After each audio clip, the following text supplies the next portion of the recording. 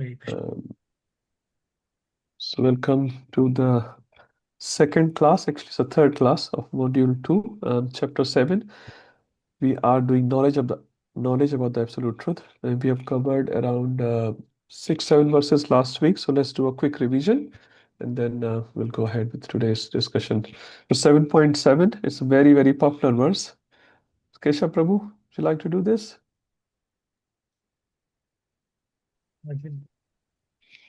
Matta parataram nanyat You just kischit read the translation, Prabhu. Okay. Just some major points. O conqueror of wealth, there is no truth superior to me. Everything rests upon me as pearls are stronger on a thread. As pearls are strung on a thread. Yeah. Matta parataram nanyam. So beyond me there is nothing. So I'm the ultimate. That's the last line. Mm-hmm. And Matta Parataram Natyam Kintischati Dhananjaya. So Dhananjaya means Arjuna here.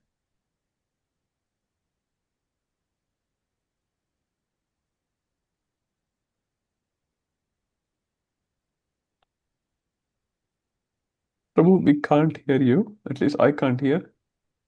Your voice seems to be gone.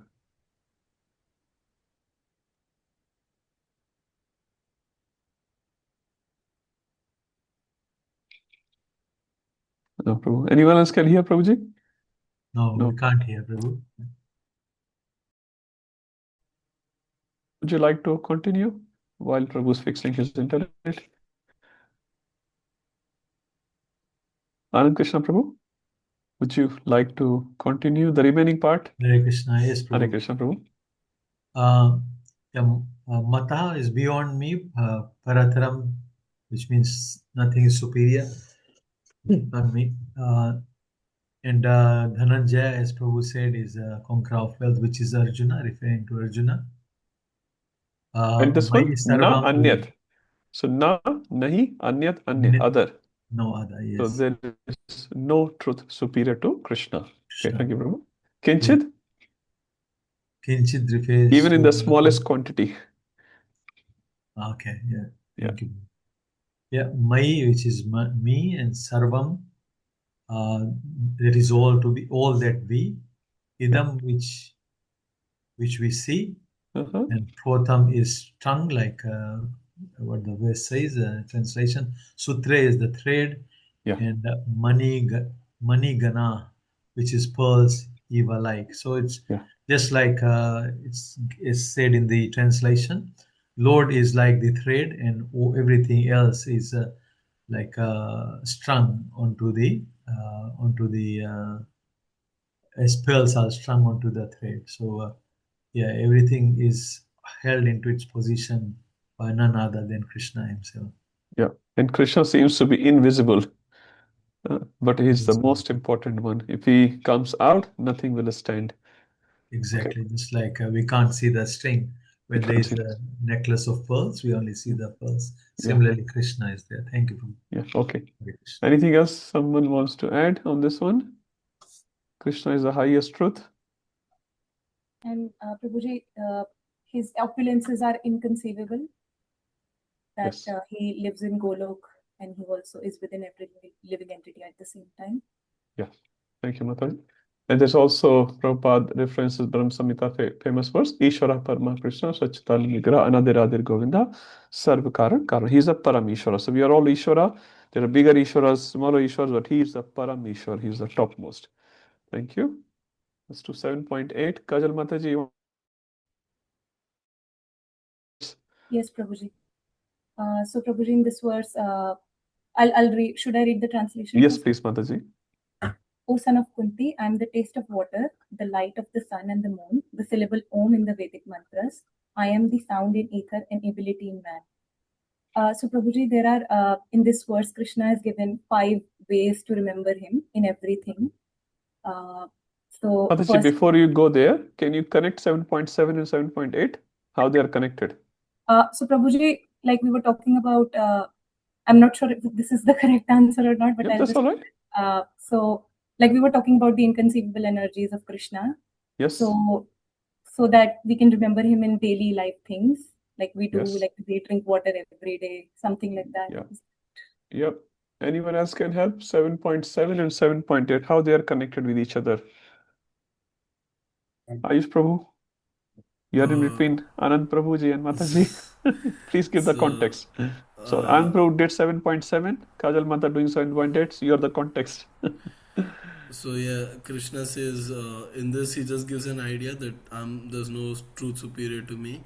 So basically, Krishna then later on from 7.8 to 7.11 gives 14 examples of how he is, how can you experience him in daily life, how his opulences are unlimited. Yeah. So But first, I even think before we do that, Prabhuji, there is one more point. uh, You're right, Prabhu. Kajal Mata, you're also right. I'm just looking for one connection between these two verses. So Ayush Prabhu, you're right. There are 14 examples given in the next 4 verses, how we can remember Krishna in our daily life. But in the 7.7, there are 2 aspects given. One is the transcendental aspect, where he lives in Golok Vrindavan, and another is the immanence aspect. Immanence aspect means how he lives with us here, with Jivas, with all of us. There are 2 aspects given. So transcendental aspect is Matta Partaramna Anyat Kinchidasti Dhananjaya. There is no truth superior to me. And the immanence aspect is Mai Sarvam Idam Pratam Sutre Manigana Iva. So I am the resting place for every single thing. So how he is the resting place of everything, that is being described in these 4 verses, 8, 9, 10 and 11.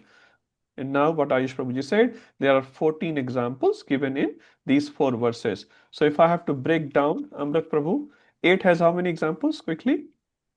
It's very easy to 5, remember. 5, 9, 4, 10 3, and 11. 2. So it's just on a reducing mark, huh? 5, 4, 3, 2. So if you add them, this is 14. Sorry, Kajal Mataji, I just wanted to get that context clear. Now we can go inside this verse. There are 5 aspects given. Now you can just take, say, one by one. Yes, Prabhuji. Thank you, Prabhuji. Prabhuji, Raso Aham, it's I am the taste of water. Yes. So, and it here refers not just to the taste of water that we drink every day, but it's also referring to saliva. And last time we discussed that without saliva, we cannot taste anything. And if something is dry, we cannot taste anything. So Krishna is that water which actually provides taste to everything. Yeah. And just also like in my head when I was reading this, I was thinking that when we are really thirsty, all we need is water. So that feeling, the nice feeling that we get when we drink water when Yes. we are really thirsty, Yes. is also, I link that to Krishna as well when Absolutely. I read this. That time if someone offers you rabdi, rasgulla, that won't help. Yeah. You want water. I am really thirsty, Prabhuji. Give me a glass of water. And nothing else will replace that. And when you drink, very nice, huh? Can I have one more glass? Something like that. So that rasa, that taste. So the taste become accessible through Krishna. Any taste. Without Krishna's presence, the taste will not be accessed. Some things are sweet, some things are sour, some things are savory. The taste is accessed through Krishna. So he is the, in that sense, essence of the taste. If our taste buds are not there, for example, anyone has any experience when the taste buds, you eating something, you don't taste anything? During COVID. Yeah, cold. During COVID. How? Oh, test bed doesn't work properly. I mean, Oh, really? whatever. It feel like I was eating mud, honestly. Okay. I've never experienced that in COVID, but I experienced another occasion actually. For around 2 weeks, my taste was lost. Actually, half of my taste was there due to some infection, and half of the mouth will not feel anything. It was so weird.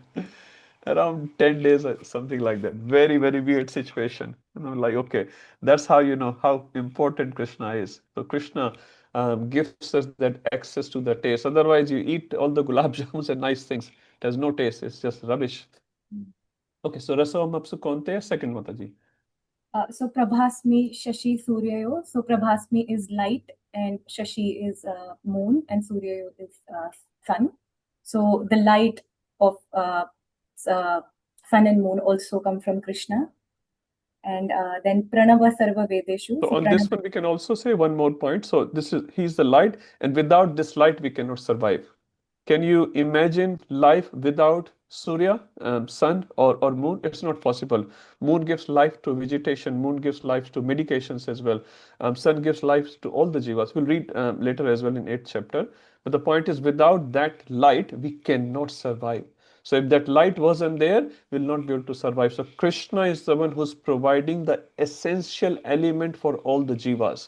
And how much light we have, at least on Earth planet, it says if Earth was, someone said, I'm not sure it's exaggeration, 1 centimeter far from the sun, whatever the distance of Amra Prabhu, do you know the distance? Jug Sahasra Jojan Par Bhanu. That's what it says in Hanuman Chalisa. Anyway, whatever you translate to, it says if Earth was 1 centimeter more than the current distance, the Earth will be very cold. The jivas like you and me will not be able to survive. If Earth was 1 centimeter um, towards the sun, will not be able to survive because the temperature will become too much. So Earth is just a perfect distance. So the light which we receive here, and Krishna has put the ultraviolet covering here. What do you call ozone layer? That covering is there by Krishna's arrangement and humans' arrangement. We are making holes. So Krishna has made just perfect arrangement for everything. And if he wasn't there, these things will become inaccessible to us. Will not be able to survive. So in that sense, so important. Second aspect. So we can see sun during the day, moon during the night, most of the nights at least, and we can remember Krishna. Okay, third Mata. So Prabhuji, Pranava Sarva Vedeshu. So in all the Vedas, Krishna is Pranava, the syllable Om.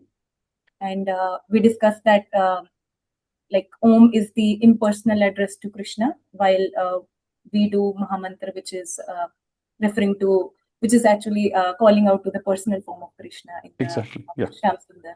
Yeah. Thank you. And Prabhuji, then the fourth one is Shabda Khe. It is the sound in the ether. Yes. And any other verse you remember, Mataji, where K word is used or Kham is used? Okay, who remembers that verse? Mano buddhi reva. Which number, Prabhu? 7.4. 7.4. 7.4. Okay, so Kadal Mataji, if I just open that for everyone's benefit. So these are the 8 elements. Bhumir, Apo, Analo, Vayu, Kham. Anyone remembers the example from Srimad Bhagavatam which starts from Kham? Kha. This verse is referred in 7:22, Prabhu. I remember that, but okay. Khechari is Khechari, thank you. Khechari. Thank you, Hari Gopal Prabhuji. Khechari. Khechari refers to Putana. Putana. What does Khechari means? Kha refers to ether. Chari mane charne wala, chalne wala, one who goes in the ether. So Putana used to sit on a jhadu, it says, on a broom, and then she will fly. She's a Khechari, she's a bitch. Any other example from Chara? Kha ga. Kha refers to ether, ga refers to gaman. Nab char, gagan char, jal char. So these words are very interlinked. So if you understand these words, you can understand many Sanskrit shlokas. So kham word is important. What is Comes in khachar? many. Huh? What is khachar? Khachar. Gada and khachar. That is different, Mataji. That is khachar. Not khagachar. Okay, thank you, Mata. So that is a Gadha and khachar. Okay, Shabda K. Last one, Mata. Last one is Prabhuji Paurusham Nishu. Yeah. So it is the ability in man. So any sort of skill that we have, whether it's singing, dancing, or anything that comes from Krishna, and he can take it at any time he likes. Yes. That's why we should never be proud of those skills. Someone may have a skill, but they are a loan to you for a certain period of time. That's not yours. So Krishna has given that loan, so the credit should go back to Krishna. If you take that credit for that loaned skill, that's not very nice, because Krishna can shut down that capacity in 2 seconds. I'm able to speak right now. Krishna can shut down my ability to speak, and then I will not be able to speak at all, or see or listen. Any abilities is all given loan to by Krishna. So if we put it back in Krishna's service, Krishna is happy. Like company gives you a car, you are a salesman, company gives you a car. Okay, use the car for company's benefit. But if you start using that car in your own benefit, the manager will not be very happy, and he might take the car away from you. So this car, these skills are given by Krishna. The whole body is given by Krishna. Thank you, Mataji. Very nice. 5 examples. Now 7.9. Sarvjiveshri Mataji, you are the next. Would you like to do 7.9? Krishna Prabhu. Hare Okay, Prabhu, Krishna. I'll do it. I am the original fragrance of the earth, and I am the heat in fire. I am the life of all that lives, and I am the penances of all ascetics. So here, Prabhu, Punyo Gandha Prithibhyam. So that's the original fragrance of earth. Tejas Chasmi Vivavasu, the heat in fire. Yep. Jivanam Sarva Bhutesu, there's a life of all lives, a life of everything. And Tapas Chasmi, Tapas Bisu, there's a penances of the all ascetic, Prabhu. There's a four qualities mentioned here. Yeah. Thank you, Mata. 7.10. Acharya Nishta Prabhu or Mataji, anyone? Hare Krishna, Prabhuji. Hare Krishna, Mataji. 7.10 O son of Pritha, know that I am the original seed of all existences, the intelligence of the intelligent, and the prowess of all the powerful men. So here Krishna is trying to say Bijam Mam Sarva Bhutanam, that I am the original seed or the bija of all living entities. But here he is trying to focus on two aspects, which is that he gives fruit of every type, not just like if we have a mango tree, we will get mango seed, we will get only mango tree and mangoes in them. But if it's Krishna, he gives fruit of every type. And second thing we discussed is that Krishna is the seed who never gets destroyed after the tree is grown. So like other trees are destroyed. And what is that word used in the verse for that second aspect, Mataji? So if you look at the verse, there's a word used for the second aspect, which you explained. Eternal. Yeah, you're right, Sanatanam. So I'm a Sanatan beej. I'm not the beej who get destroyed after the tree has come up. Other seeds are destroyed when the tree comes out. So he's Sanatan beej. He's not like gets finished because he's abhyaya, imperishable. Okay, next one. Buddhi matam asmi. So I am the intelligent of all the intelligence. And So all these high IQ people, they yes. get their IQ from Krishna. They can't be very proud. I have 140, 150, whatever the highest number is, I don't know. Yeah. That actually comes from Krishna. And the last one is Tejas with some Tejasvi. So Eham. yeah, Tejasvi Naam. So if you So can I am the divide prowess into of two. all the powerful men, like we were discussing about Muhammad Ali. He's the strongest man, but Yeah, after he's got Parkinson, he can't even lift a cup of tea or anything. yeah. So, thank you. Very nice. Okay, Acharya Nishta Prabhu, you can do the second one. You're giving too much padding now. You have to give to yourself. I have to use the notes. No problem. I'm the Notes is strength fine. of the strong, divides the passion and desire. I'm the sex life which is not contrary to religious principle, O Lord of Bharata. So, continuing the 14 examples that we have seen in the previous one, is that he is mentioning about the Balam, the strength, and Balvatam of the strong. So, he's the strength of the strong people. Is any point there? And what's the quality of that bala? Is strength. There are two qualities. In the second line, kama, raga, vivarjitam. So there are two qualities of the bala. Yes, Kama, Raga, and Rijitam. So, passion Vivarjitam. and attachment. Yes. Usse rahit hai. Usse Divide rahit. up. Any Yes, examples anyone can think about? Someone else, not Acharya Nishta Prabhu. Arjuna So and Bhima. the principle, yes, Arjun and Bhima, they're very, very powerful. Bhima, 10,000 elephants strength he had. But was it bala to show off others, to hurt others? It was to protect others. They were so humble. Arjun was so humble. He will respect even a Brahman boy. He will respect any simple boy. They have so much bala that they can even satisfy Lord Shiva. But their bala is not to show off, not to hurt others. They are the real Kshatriya. Their bala was to protect other people. So this is the example of balam balataham cham. And Arjun also says when Krishna left this planet, after that Arjun is speaking with Yudhishthira Maharaj and saying, Krishna was my power. When Krishna is gone, now I have become almost powerless. And I was defeated by some boys actually. This is in Bhagavatam. Some Bhil boys, they defeated Arjun. And Arjun said, the reason for my defeat was because Krishna is gone. So it clearly mentions this principle here, Balam Balataham Cham. So Krishna is the Bala of all the Balwan, but not the Bala who's to show off. Look at my, what do you call, Fs, packs. Okay, next one, last example, Prabhuji. So here it refers about that it's also the sex life is basically is should be considered as a yagna, and he's well, it's the purpose of it is to produce the next. So he's the giver of that life, to have the next life coming. So that's Yeah.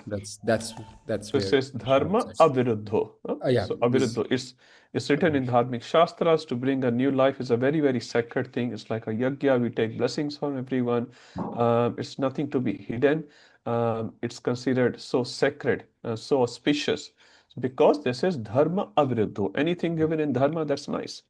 And Krishna has given that. One time, I think Radha Govind Maharaj was saying, if there were no grahasthas, how would the sannyasis come? See, even to find sannyasis, you need grahasthas who can produce Krishna conscious children and then they can benefit the whole world. So, this is a very nice sacred thing given in Shastra, and that is Krishna actually. But it is aviruddha of dharma, not viruddha of dharma. If you do viruddha of dharma, then viruddha santan will come, Varna Sankar will come. The progeny which will have low consciousness, that comes, and that our current world you can see is filled with so many other types of progenies. They are not beneficial to the world, they are destroying the world just because in their conception the dharma was not used. Just on that, Prabhuji, I did have one question yesterday. Last time I didn't ask for it. Yes. About the Hiranyaka and Hiranyakashipu. Even though the father was very pious, but that also resulted, even though having warnings and all this, that desire came up, and why it, like, how do we relate You're this back? talking about Kashyap and Diti Prabhu? Kashyap was such a great Prajapati, the Brahman. Is that what you're talking? The Hiranyakashipu and Hiranyakya, so he got, so the father was very pious. He was The Kashyap Muni. the That's what you're Kashyap Muni. saying. Yeah, that's right, the Kashyap Yes, Muni. yes. So how would you relate this back into here? Okay, yeah, because if you read Bhagavatam 3rd Canto, Prabhu, Kashyap Muni, when he was approached by Mother Diti, Mother Diti had a desire at the wrong time, and it's written that actually Kal played a big role. Now, Krishna, when he does any Leela, he has multiple purposes, but one of the things which is shown very predominantly in that pastime, that Diti approached Kashyap Muni in a wrong time, and Kashyap Muni warned Diti that Diti, this is a wrong time, this is the Kal of Bhutnath, which is Lord Shiva, and his Ganas are going around, associates are going around. So if you approach me, so having a desire for a Santan, for a progeny is not wrong at all. It's not wrong. But approaching that process has to be done as per Shastra. So Kashyap Muni warned Diti, but Diti could not resist. And Acharyas actually also point out it was a fault of Kashyap Muni as well. He became weak. He should have rejected that proposal. He also became weak, although he warned Diti, but still he fulfilled the desire. And after that, Kashyap Muni said, because you approached me in the wrong time, your santan, your progeny, your sons will become a big daitya. Then Diti was very remorseful of that. And Kashyap Muni actually, after seeing her lamentation, blessed her. He said, I can't revert what I have given to you just now, but what I can do, two blessings I will give you to Diti. So because she was very much lamenting about it, she said, no, how come my sons will become daitya? But he said that has to be done because you have done certain activity which is dharma viruddha, not dharma aviruddha. Anyway, after seeing the lamentation, Diti got two blessings from Kashyap Rishi. Anyone knows what the two blessings? First thing, your sons will be killed by the Supreme Personality of Godhead. Now, having son itself is a big pious activity, but having sons killed by Supreme Personality of God, that's a blessing actually. And second, he said, your son will become a big daitya, but your grandson will become a great devotee and who will nullify, who will liberate all our generations. So she got actually 2 blessings from Kashyap Muni, and these blessings came from her lamentation. So that's why it says many times we may perform a wrong act, but it's not the amount of wrong activity which Krishna sees, it's the amount of lamentation which you do, which Krishna gives as blessings. So Krishna gave these blessings to Diti. The grandson, Prahlad Maharaj, when he said, "Can you liberate my father?" He said, "What to speak of your father? 21 generations are liberated. Anyone related to you, 21 generations is liberated." So Prahlad Maharaj, one person in the whole Daitya dynasty, purifying the whole dynasty, plus Supreme Personality of Godhead, took 2 different incarnations to kill the sons of Diti. Is that okay, Acharya Prabhu? Yes, thank you, Prabhu. Yeah, okay. Now, just one point comes to my mind. So, Kashyap Muni was a rishi, was a Brahman, and then he got a santan of Daitya. Now, another question can come up. Hiranyakashipu was a Daitya. How come Prahlad came? We'll leave that for another session. Anyway, this point is very nice. Dharma avriddha bhuteshu kamosmi bhartarshava. Okay, so these are the examples which we discuss how we can experience Krishna in our day-to-day life. 7.12. Who is next? Anju Mataji.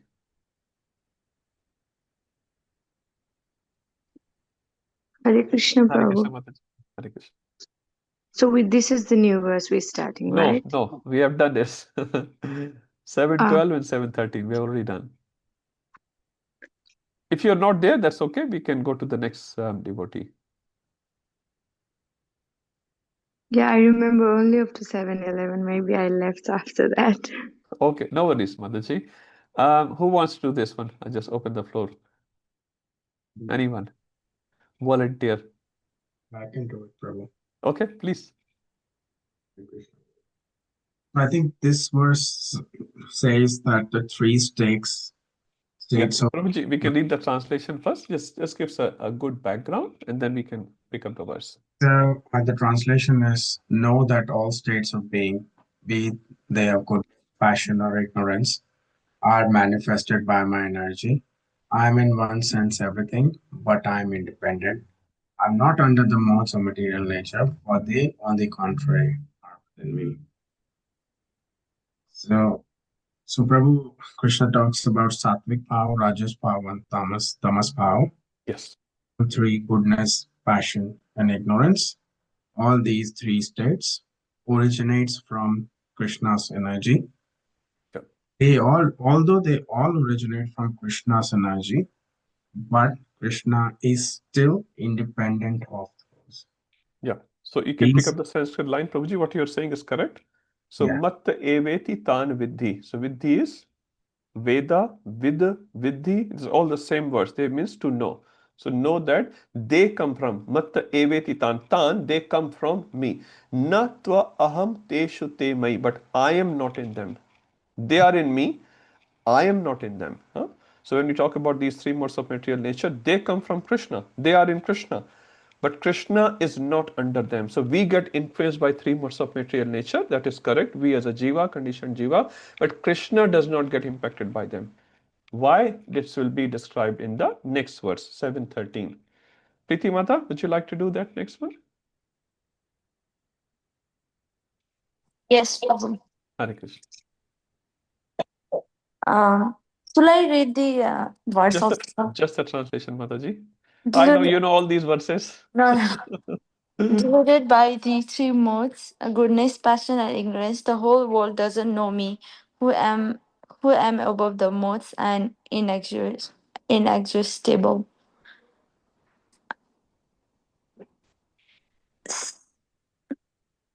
So Tribhir Guna Mair. So 3 means teen, 3. That's a very simple word. Guna Mair. So Guna refers to 3 modes of material nature. So Treen Guna. So 3 modes of material nature. Gun Mair Bhavair. So Bhavai refers to by states of being. So Bhava being. Ibhi Sarvam Idam Jagat. So the whole Jagat, Idam, this Jagat, Sarvam Jagat, all of this Jagat is comprising of 3 modes of material nature. What is the modes of material nature? If I tell you in a simple words, they contaminate our vision.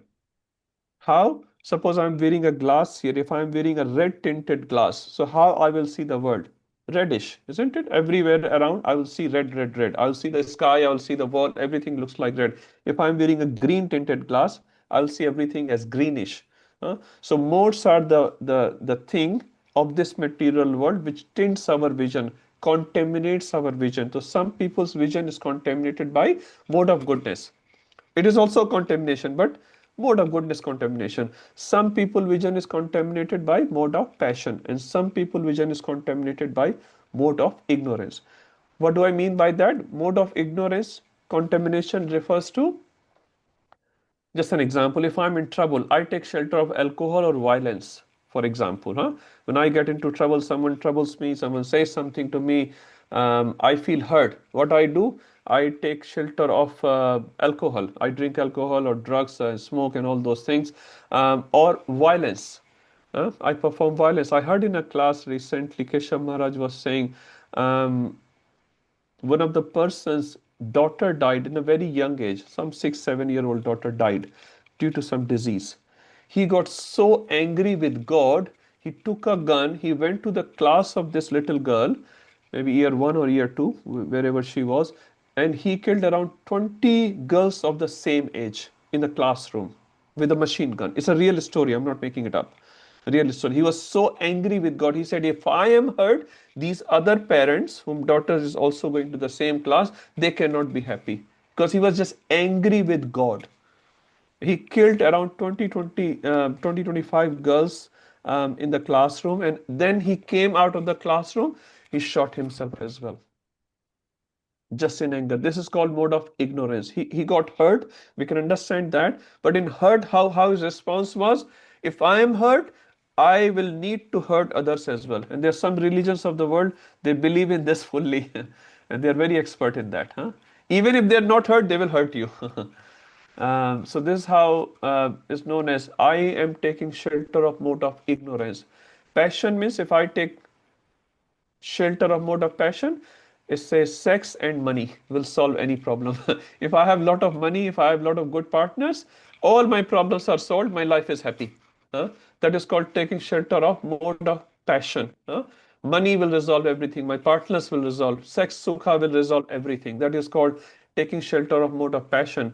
And taking shelter of mode of goodness means I become very analytical. I calculate. What is the risk factor? What if I do this way? If I do this way, what are the consequences of that? What are the positives? What's the negatives? What is the positives for option A? What is the negatives for option B? I analyze the things and I do the best. This is called mode of goodness, taking shelter of mode of goodness. And the devotees who take shelter of Krishna or mode of pure goodness, they completely rely on Krishna.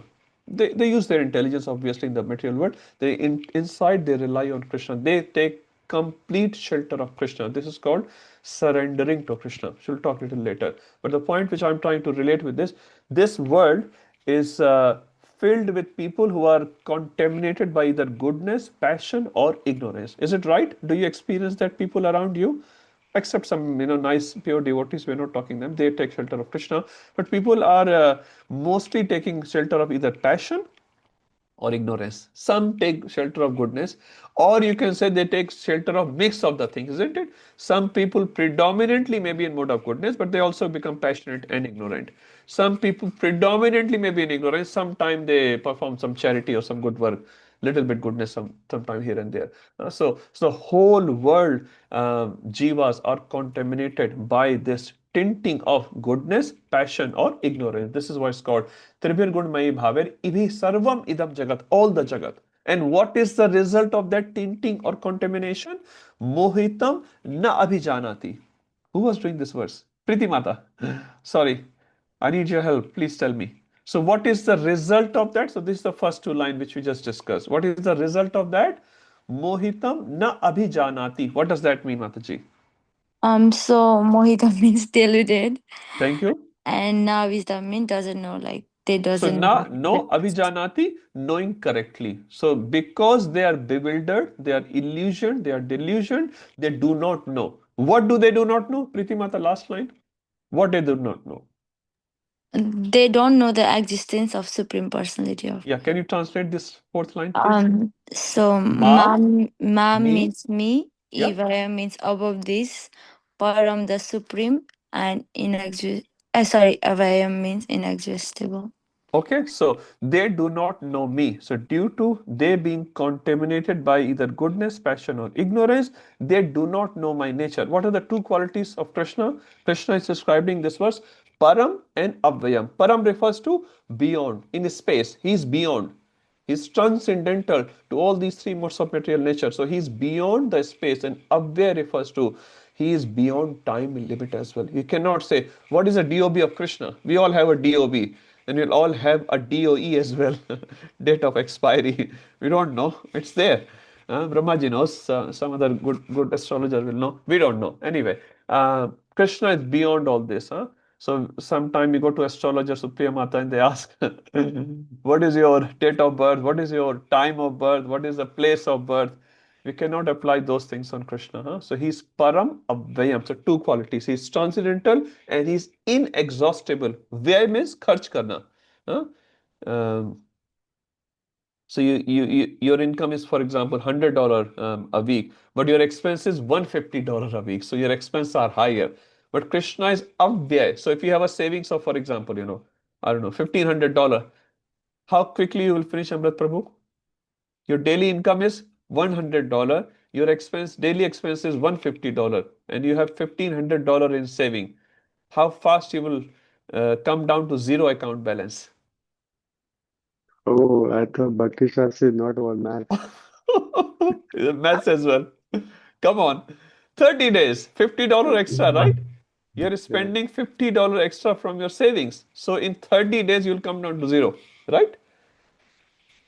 But Krishna is not like that. He is inexhaustible. No matter how much comes out from Krishna, Krishna still remains Krishna. It's not like from Mahavishnu's body, 1500 universes came. Unki body pichak gayi. Mahavishnu has become very lean and thin now. Or when the universes go back into the body of Mahavishnu, Mahavishnu become like a gubbara. It doesn't work that way. Mahavishnu can absorb all the universes and nothing happens to Mahavishnu. He is exactly same as he was. All the universes, millions of universes come out of his body. He is exactly same. This is called inexhaustible. Where sometimes we have indigestion, we have to go like 5 times or 10 times a day. We lose all our Shakti. Then we'll take 5 days to recover. But Krishna is not like that. So he is Param and he is Abhyaya. Shushank Prabhuji. Hare Krishna, Prabhu. Hare Krishna. Thank you. Prabhu, you mentioned that mode of goodness is like analytical, being analytical. And you also mentioned that, drive for money Yes. that is passion. Yes. But Prabhu, we see some people who do like analytical study just for money. We see that people do studies and then they use their analytics Yeah. to, let's say, maybe spend or maybe buy a share. They do Share or like, something. yeah. So they do like very deep analytics, and then Yeah. when you see them, you feel that, oh, are these kind of people really in passion? Because they seem to like enjoy everything and they are very analytical, studying from different articles and stuff before investing. So how can we see that as a passion or? Yeah, it is a passion, pure passion, because their goal is probably not analytics. Their goal is money, isn't it? They want to buy a share. I don't know much about shares, but if I buy this share in 3 years' time, this $2 will become $200. What is their goal of analytics? Is money, right? So when I'm saying analytics about dealing problems of life. When someone say made a provoking statement to you, now you can become angry at that person immediately, right? Or you can analyze, he's my senior, he's just a bit tired, he's just not in a well state. I should not respond. I should just tolerate. So you're analyzing in your mind. Or he is your boss. You're analyzing in your mind. If I say something to my boss, he will say, okay, Hare Krishna, get out from here. So this sort of analysis. So this person takes shelter of analysis for day-to-day life, dealing with problems basically. But if his goal is just money-mindedness, it's going towards passion. So he's using his goodness for passion purposes. So as I said, it will be mixed, Prabhu. No single person will be made up of only one mode, only passion, only ignorance. We all sleep, for example. Sometimes we oversleep. You don't oversleep? I do. Oversleeping is ignorance. So we all have all these, but we're talking the predominant nature, basically, Prabhu. So if he's going for money, show off, clothing, cars, blah, blah, actually he's passion. Is that okay? Yeah, thank you, bro. Yeah, but analytics, when I say, it's dealing with the problems of life, how you deal with other people. You take shelter of knowledge, you analyze it. What if I say something right now? As Gaur Gopal Prabhu says, don't react in life, respond in life. Reaction means immediate reaction. Eat ka jawab patthar se. You said one gali, I will say 10 gali. That is passionate. But goodness I will give after 10 years, not my time as yet, analyzing it. So goodness person is always sort of responding in an analytical way. Okay. So we should at least be living in which mode? At least. ईंट का जवाब पत्थर से Goodness. Goodness. If you are in goodness, you can practice devotion for a long time. Otherwise, it will become very difficult if you are in passion or ignorance. Now, these modes will come somehow or other. This is the part of their job as well, but they should not overwhelm us. Sometimes you will have some family member loss, some job loss, some health loss, some other relationship breakdown. So many problems you will have. If you get overwhelmed, that means your foundation wasn't correct. So our foundation should rely in goodness, and from the platform of goodness, we can practice devotion very nicely in a sustainable way. Otherwise, many people come to temple, they start practicing 1 or 2 rounds as well, doing some seva, and after 1 year, they disappear. Some problem came or some temptation came. Problem means some life problem came. Temptation means they got a very good job. They got a very good partner. And then bye-bye to Gopinath. Yes, Gopinath, I'll come when the next problem comes. So their foundation wasn't strong enough. Nothing wrong with a good job. Nothing wrong with a big name, fame and all that. Nothing wrong. We are not against anything. It's all Krishna's energy. But if the foundation is my name, fame, my job, my money, my looks, that's not very sustainable option. Okay, Sushant Prabhu, you are a pure goodness person. That's why he's asking this nice question. No, bro, I'm just trying to be my Yeah, best. good, Prabhu. Please keep trying. We're all trying. Okay, Supriya Mataji. The same type of question. I know a devotee means husband and wife, both are devotees. They attend Mangala Aarti. They do 16 round in the morning. Mataji is working with me, and she is like, someone says to her something, and she was like, oh, it's not my fault. It's not my fault. And then Prabhuji said to her कि तुम्हारा PR हो गया, तुम्हें किसी को भी बर्दाश्त करने की जरूरत नहीं है. And now she started कि मेरे को किसी को बर्दाश्त करने की जरूरत नहीं है, उसने मुझे ऐसे कैसे बोला. So I don't understand कि पेशेंस कहाँ चला जाता है इतनी माला करने के बाद भी. That's That is okay, my Mata. question. That's okay. We're all in a journey, Mataji. Some people are in the 41st floor, some are in the 11th floor. We're all trying. There's many factors which determines our behavior. Many devotees are very soft. Some devotees are a bit hard, but that's okay. We should respect them, and we can't sort of come to a conclusion why they are behaving in a certain way. Maybe we don't know their background enough.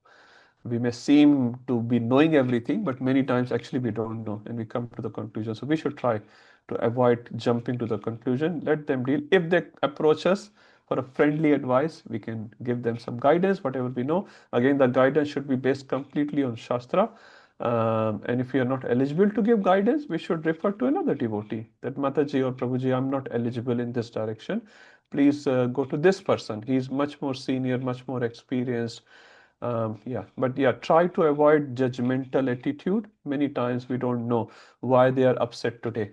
Maybe something big has happened in the morning, and that's why they are upset. Yeah, but we should always be very friendly and helpful to them, whatever best possible. Yeah. And also one thing which comes to my mind, they're practicing devotional life, which is very nice. Slowly, now when it will appear, I also don't know, but slowly all these anarthas will go away. We are almost in the same journey. So if you don't have, say, anartha A, they have anartha A, we feel like, why do they have anartha A? But actually, sorry to say, we may have B and C. They don't have B and C. So many times we become judgmental about A, but we don't see B and C, which they are very good at. And we may be good at A, they're not good at A, but they are good in B and C. So try to look at the other side of their personality where they are doing very good, and then we'll become appreciative of them. Okay. Acharya Nishtha Prabhu or Mataji? Prabhuji, just a Hare quick Krishna. question. It in the in the purport, Srila Prabhupada is very specifically saying about even those who are in the mode of goodness cannot go beyond the impersonal Brahma conception of absolute truth. They are bewildered before the Supreme Lord in His personal feature. Yeah. Would you like to highlight that how this is?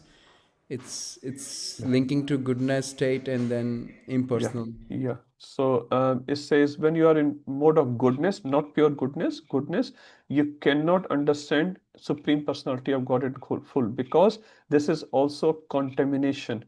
Because what happens in the mode of goodness, you will feel like if I'm doing good to others, then I am fine. And you would have seen Prabhuji, some people, they are saying, I'm good, Prabhu. He said, Prabhu, come to temple. Temple is only for the people who are in trouble. I don't have any problem. I have good health. My wife is good, husband is good. My kids are settled in America and Europe, whatever, and they feel good about it. And they may be all vegetarian and all that.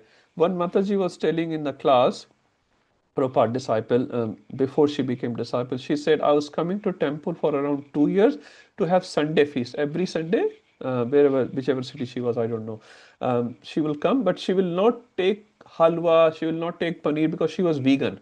Huh? For 2 years completely she came. And she said, because I did not accept that part of prasad, she herself is saying that, huh? I missed out on that. I could not understand. Prabhupada said actually drinking milk is very, very important. Now, we should all try to drink ahimsa milk as best as possible. Anyway, separate discussion. But she said, I was in goodness, but my goodness stopped me to go to Krishna. And she never felt I should take shelter of a guru. She never tried to explore more. She was like, yes, I'm good. I'm good. I don't hurt any jivas. So she was good, but she was not good enough to find out after 2 years because she was taking prasadam every Sunday. She was taking prasadam, and she realized. And later she became Prabhupada disciple. So she was just so many times our mode of goodness may become a showstopper. Prabhupada also gave one example. Mode of goodness is like you in a jail and your chains are made up of gold. Mode of passion means your chain is made up of silver, and mode of ignorance, your chains are made up of iron. So you are still in shackles. You are not out of shackles. And how much can you jump? How much can you jump with the shackles? So you need some guru, some bona fide representative who can break those shackles and bring you out of this cycle. Is that okay? Yes, thank Yeah. you. Okay, let's go towards today's verse. Now, this is again a very, very beautiful verse. Who wants to do? Karima Mata, would you like to do? देवी हि एष गुणमयी माम माम माया दुरत्यया माम एव ये प्रपद्यन्ते मायम एतं तरन्ति ते. This divine energy of mind, consisting of three modes of material nature, is difficult to overcome, but those who have surrendered on to me can easily cross beyond it. Thank you, Mata. I'll just open 713, just establish a connection. So in 713, we saw the whole world is comprising of three modes of material nature. This contaminates all the jivas.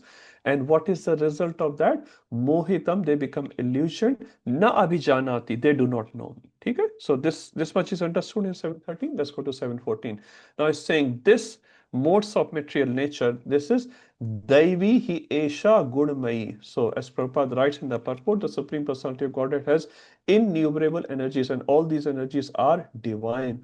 All the living entities are part of his energies and are therefore divine due to the contact with material energy. Their original superior power is covered. So what are the three types of energies? We can say on a very high level, we are talking Antaranga Shakti, Bahiranga Shakti, and Tatastha Shakti. So Antaranga Shakti is internal potency, Bahiranga Shakti is external potency, Tatastha is the marginal potency. Jivas belong to which potency? Marginal.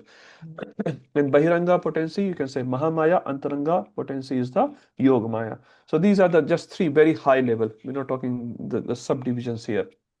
Prabhupada has written that in many purports. So when we're talking about the Bahiranga Shakti, external potency, in nutshell we call Maya. When we say Maya, just understand as Mahamaya. So Maya is also Yoga Maya and Mahamaya. It's the same Durga Devi acting in the material world as Mahamaya and the same Durga Devi in the spiritual world is acting as Yogamaya. What's the function? What's the difference between Mahamaya and Yogamaya? Yogamaya is the one who helps the jiva to connect with Krishna, and Mahamaya is the one who helps jiva to disconnect with Krishna, at least apparently. When I say apparently, in the material world, you see the people are lusty, people are greedy, people are doing so many sinful activities, and you can say this is due to Maya because they are illusioned. But it says Maya Devi is not compelling you to do sinful activity. Suppose there's a bottle shop, liquor shop somewhere on your street where your house is. Does it force you to drink the liquor? Amrit Prabhu, just because the liquor shop is in that street, does it force you? Oh, what to do, Prabhuji? Liquor shop is just next door. Does it happen that way, Prabhu? No, So, no, and Prabhu. the person who's walking in and buying is it out of his own will he's walking there, or someone is forcing him? The His shop own shop choice. owner is, dragging the persons, come inside my shop, pay your money and take the bottle. Even if you have to pay money and someone gives you a bottle, you'll not drink if you don't want, right? So when we do sinful activities, we cannot blame Maya. Maya is only facilitating. Daru shop is there, but for the people who like to drink. But the people who don't like to drink, Daru shop may be there, it doesn't impact them. People are smoking, people are doing so many sinful activities. They are doing it out of their own will, out of their own conditioning. And what Maya Devi does, Maya Devi facilitates them to do those sinful activities because they want to do it. For the other people, liquor shop is there, it has no impact. Devotee, Harinam party will pass through the liquor shop, meat shop, this shop, that shop, and they will purify. They will not get attracted. They will actually feel compassionate about those people, what they are trying to enjoy in that liquor bottle. They're just hurting their body, they're hurting other people, but they're not going to get anything. So this is the vision of a devotee. But another person will get very attracted. Wow, this liquor is the best. I don't know the definition of best. But yeah, whatever their best is. This is so nice. And for that liquor, I'll spend thousands of dollars because I want that liquor. That liquor is very tasty or whatever. So Maya apparently looks like is putting you away from Krishna. But what is the ultimate goal of the Maya? What is the ultimate goal? Actually, is to connect you with Krishna. For example, a devotee is also passing through a liquor shop. I'm saying, suppose in the past he used to drink liquor, but now when he passes through the shop, he may get a desire, isn't it? He may get a desire. Okay, past 10 years ago, I used to drink alcohol, but now when I see liquor shop, I may have a feeling. Another devotee may not have feeling at all. He will have a disgusting feeling about it. So Maya Devi actually ultimately is trying to bring you close to Krishna by giving you different options. And even if you choose the right option, Maya Devi say exam pass. Suppose Bhakti Shastri exam good or bad? Everyone has different opinion. Sanjay Vyas Prabhu saying like that, but others may be saying, hey Bhagwan, never again. We don't like exams. I don't like exam, I'll be honest. But exam is for good purpose or bad purpose? Okay, let's respond that question honestly. Sanjay Vyas Prabhu, exam is for good purpose or for a bad purpose? Good purpose, Prabhuji. Why? Can you explain, Prabhu? It helps us remember the scriptures. It makes us more sincere. It makes us more committed to learning what is said in the scriptures. Also, it gives us more faith and conviction in the practice that we're doing. Yeah. Thank you, Prabhu. Very nice. So, if the exam wasn't there, maybe most of you, not every one of you, will not read enough. So, while you are doing reading, it is bringing you closer to Krishna. At least that's the purpose. So, this exam is very nice. And through these exams, what will happen later on when you have make choices in your life, you will know what is the right choice, what is the wrong choice. And most probably, you will choose the right choice, not the wrong one. So slowly and slowly, the exams, Bhakti Shastri exam, for example, is bringing you closer to Krishna. Similarly, Maya Devi is also putting exams for all of us. Many times, Supriya Mataji was giving the example of another lady. She may be impatient, for example. So how we are reacting to the situations because we are not trained enough. Once we are trained enough, see, there are two types of glasses. One glass If you just hit little bit, the whole glass will break down. And there's another glass called bulletproof glass. Anyone has seen bulletproof? At least in movies, you would have seen. There's a bulletproof glass. So the car has a bulletproof. Salam Prabhu, you have a car? Bulletproof car? Anyone shooting with a machine gun doesn't impact Salam Prabhu. He's just smiling, huh? So what does bulletproof glass is made up of? It is also made up of glass, but it's been processed in certain way. I've heard in a lecture actually. It's processed by heating it up and extreme cold. Extreme heat, extreme cold, extreme heat, extreme cold. And by doing this many times, what happens? The glass becomes so strong, so strong. Even a bullet, what to speak of a hammer, even a bullet cannot pass through. Multiple bullets cannot pass through. All these prime minister, presidents, their cars are bulletproof cars. So this is a very special glass. It is also made up of the same element, but the processing has been done so many times. Similarly, Krishna is putting us, Yash Prabhu, sometime up, sometime down, sometime up, sometime down. Amrit Prabhu, sometime too many garlands. Amrit Prabhu, ki jai, this, that. And sometimes someone may say some provocative words, Amrit Prabhu. Does it happen? Some insulting words, some embarrassing words someone can say. So Krishna is putting us in both situations. Why? He wants to make us very strong. Come out of the duality of man and apman. It doesn't matter. Someone doing man, someone doing apman. So we have to become like a normal glass or bulletproof glass. Priti Mata, what do you prefer? She already has a bulletproof glass. Saran Prabhu. Mata, which glass you prefer? Normal glass? Mata is thinking.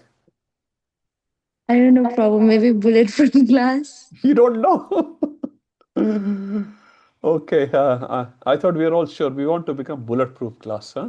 So no matter what situation come, man, apman, sukh, dukh, labh, hani, jay, parajay, whatever comes, huh? Eventually, we are not as yet, I'm not, it impacts me, but eventually the goal is we become bulletproof glass, huh? So these dualities of the material world does not impact me. And how does that will happen? Through Maya Devi. Through Maya Devi. Maya Devi will put us in different situations. So this is like examining the jiva, examining the sadhaka. But ultimately, her purpose is what? Because she is Durga Devi. Durga Devi is Vaishnav Devi.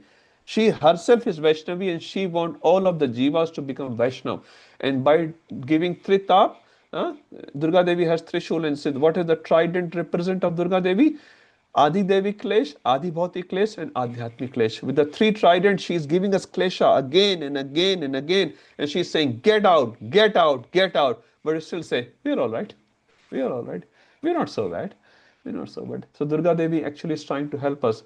A tutor who's trying to help us to pass the exam so that we become benefited by that study. So Maya Devi's ultimate purpose is very divine. That's why Krishna is calling her Daivi. She's Daivi, she's divine. So she's not causing the fault on the Jiva. Prabhupada was asked once by his disciple, Prabhupada, if you want to become devotee, why Maya is so strong? So Prabhupada says, Maya is not strong, your purpose is not strong. Purpose is not strong. If your purpose is strong, then Maya cannot impact. Simple example of an alcoholic, pre-alcoholic, walking in front of the liquor shop, he will have no impact of the liquor shop. Another person who is still alcoholic, as soon as he will walk past, he will see, oh, there's a liquor shop, there's nice liquor, let me buy the liquor, let me enjoy it tonight. So both jivas are passing through the same shop, have different reactions to that shop. So this Maya Devi, Mahamaya, actually is trying to bring us closer to Krishna. So Devi Esha Gurumai, Mama Maya, Duratyaya. And now Krishna is defining the speciality of this Maya, Bahiranga Shakti, external potency of Krishna. This is Duratya, very hard to overcome. On your own, you can never win Maya. It's not possible. It's not. Maya is just way too strong, way too strong. And we have heard so many instances, even Brahmaji, even sometimes Shivji also, in 10th canto of Srimad Bhagavatam, you see Indra, Brahma, Shiva, all of them come under. Now, Shiva, there's no instance said that he came directly under Maya. It's not described, but Shiva also have gone in Banasur pastime, for example, against Krishna. He's fighting with Krishna. Full on fight is going on, Lord Shiva. And eventually he got defeated by Narayan Jar. And he says glorification to Krishna. In 8th canto we also see Mohini Murti. And finally Shiva said, I'm not embarrassed. I'm not embarrassed because I'm defeated by my own master. So we see Maya is very, very duratya, very, very hard to overcome. So on our own, we cannot. The example given by our acharyas is if you go to someone's house and they have a big German Shepherd, big dog. Anyone has a big dog here? Devotees are not supposed to have, so that's nice. Good you don't have. We love dogs, we love all the animals, but yeah, they have to be respected in a certain way. Anyway, someone have a big German Shepherd, you go inside the house, he start barking, and one extra step you take, he's going to pounce on you and bite you and tear you apart. And if you are saying that, my dear dog, please don't bark at me, will it work? Amrit Prabhu, just imagine a scenario. We are just too tiny. He will just tear us apart in 3 seconds. That's how they are trained. This in their blood actually. But if the owner calls, my dear Tommy, come on, sit down, whatever he calls the Tommy, then Tommy will just straight away sit down and maybe he even wave his tail on you. He will try to lick your legs or something like that will happen. Why? Because you are friend with the owner of the dog. You cannot handle the dog. It's not possible. But because you're the friend with the owner, if owner calls the dog and tells the dog, Tommy, sit down, Tommy will sit down. So, who is the owner of the dog? Here, dog is Maya, German Shepherd, big one, much difficult than German Shepherd, and the owner of that dog is Krishna. Now, if we call out to Krishna, sincere call out to Krishna, what Krishna is going to say to Maya Devi? Maya Devi, no test for Acharya Nishta Prabhu. He's all right. He's passed the exam. Let's go. Let's go. Acharya Nishta Prabhu, me as well, huh? आपकी गाड़ी मेरे लिए भी. But if you are not friends with the owner, can you handle the dog? You cannot handle the dog. It's not possible to handle the dog. This is why this dog or Maya is known as Duratyaya. But who is the owner? Mama Maya. This is my Maya. Krishna is saying, my Maya. You cannot overcome this on your own strength. Prabhupada said in one purport, no matter how great expert swimmer you are, you cannot cross Atlantic Ocean. Any swimmer can cross Atlantic Ocean. No, it's not possible. This is called Maya. So big, so huge, so strong. Even the big ships can get turned upside down when the storm comes in the ocean.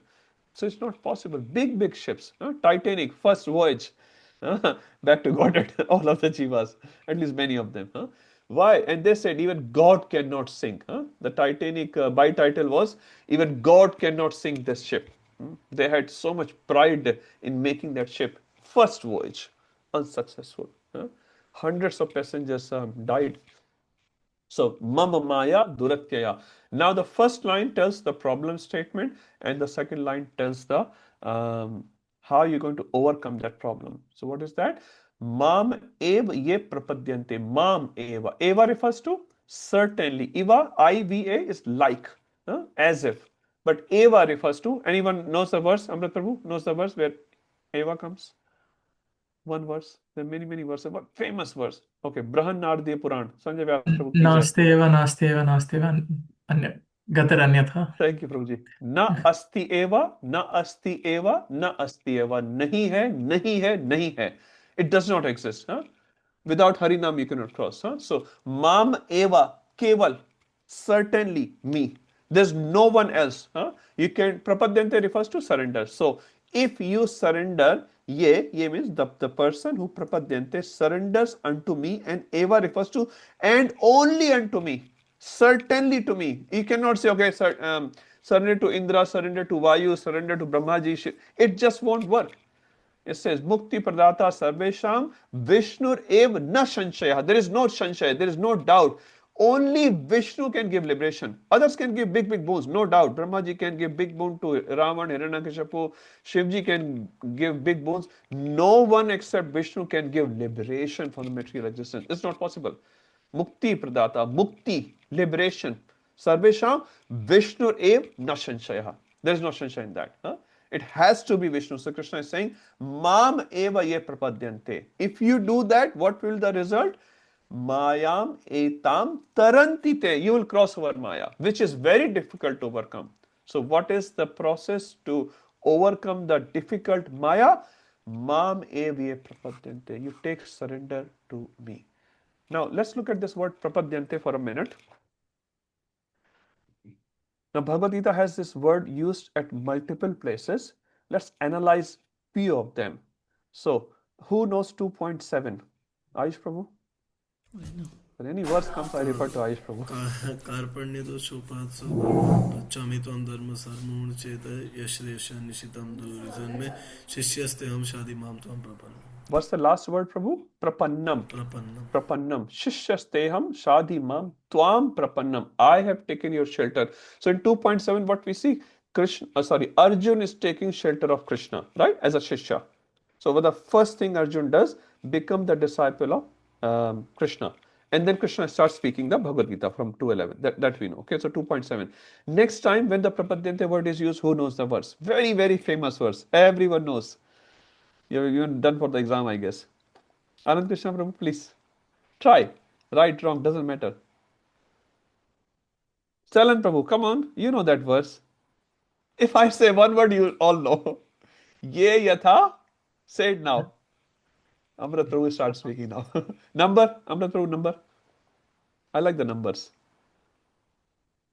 411. Prabhupada says we should know our Shastra like a lawyer knows the law book. Section 33.4, 4.11, 2.7. So, what is the verse? Yetha mam prapadyante tams tathaiva bhajami aham. So, whoever surrenders unto me, I reciprocate accordingly. So, now, first surrender was Arjun to Krishna. That's the first step a Shishya does. Second surrender, which Krishna is talking, so every time this prapadyante word is used in Bhagavad Gita, the surrender becomes deeper and deeper. So the second one, the first one is Arjun becoming a disciple. Now this time, disciple may not be a perfect disciple. It's just an initial curiosity, right? He's just surrendering to Guru. Now Guru is saying, Krishna is saying here, Ye yatha mam prapadyante tam sathai bhajami ham. So you have to surrender me and then I will reciprocate accordingly. So what does it mean? Your surrender has to become deeper, isn't it? Then only I'll respond deeper. Now here 7.14 comes the third surrender. Mam evya prapadyante. And Krishna is saying there is no other way. So 4.11 he says you surrender, I will reciprocate. But there's no limit to it. There's no conditioning to it. But here is saying Mam eva. Eva word is very important. Certainly you surrender unto me. And when you surrender unto me, what will happen? Maya metam tarantite. Aish Prabhu, next verse where surrender or similar word is used for surrender. After 7.14. You'll know that. Everyone knows that verse. ISKCON's first verse. Come on. Sarvadharman parityaja mamekam sharanam. What is Krishna saying there? Abandon all varieties of religion. Pati dharma, patni dharma, kul dharma, jati dharma. Abandon all varieties of religion. And what you should do? Mam ekam. Mam evaya prapadyante. Mam ekam. Sharanam. Last word is what? Vraja. Now, I'll explain that later. What does Vraja mean here? Vrindavan. Come to Vrindavan. Now Krishna is deepening the surrender and saying, leave everything behind. Now here the process of surrender here, Mamevya Prapadyante, is not described in detail. That is described in 1866. You give up every other variety of religion except to take my shelter completely. Come to Vrindavan, get Brajabhava. So this is what the surrender word is used. Now surrender is elsewhere used. Sanjay Vyas Prabhu, where else Prapadyante word is used? Besides these verses. So we discussed 2.7, we discussed 4.11, we discussed 7.14, we discussed 1866. What other verses? Sanjay Vyas Prabhu, no.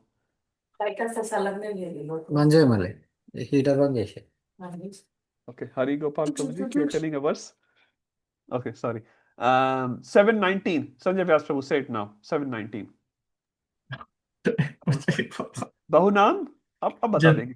Bahunam Janmanam Ante Jnanam Mam Prapadyate. So just expanding the word prapadyate. Another one, 720. Kamai Taita Jnana Prapadyante Anya Devata. We're going to read that today. 719, 720. They are talking also about prapadyate. So word prapadyate is very, very important. From the beginning, Bhagavad Gita starts from prapadya, isn't it? Arjun was prapadya, was doing surrender to Krishna. And then Krishna started whole Bhagavad Gita. And Bhagavad Gita ends with Garma Mata Prapadyante, 1866. So whole Bhagavad Gita is about surrender. So our journey of surrender. Suppose today we are surrendered 2% to our Guru Maharaj. So slowly our surrender should increase and reach to how many percent by the end of this life? Hopefully, ideally, 100% surrender to our Guru and Krishna. And that is the success of life. If we are not able to 100% surrender, then we have to continue the journey next verse. Makes sense, Anand Krishna Prabhu? So Prapadyate word is very, very important. And as we go further in Bhagavad Gita, the degree of surrender, Krishna is telling to go deeper and deeper and deeper. All good with this so far? Okay, Supriya Mataji. प्रभु तो मनुष्य में दोनों माया है, योग माया और That's why we are tatastha. Tatastha Mataji means you are standing on the tata. The नदी के तट पर आप खड़े हुए हैं. You can go inside the river or you can go outside the river. Suppose inside river is considered Krishna Loka, for example. Outside the river is Prithvi Loka, material world. So now you have a choice to go to Krishna or towards Mahamaya, to go towards Yogamaya or Mahamaya. That's why you are called marginal potency. You can choose either.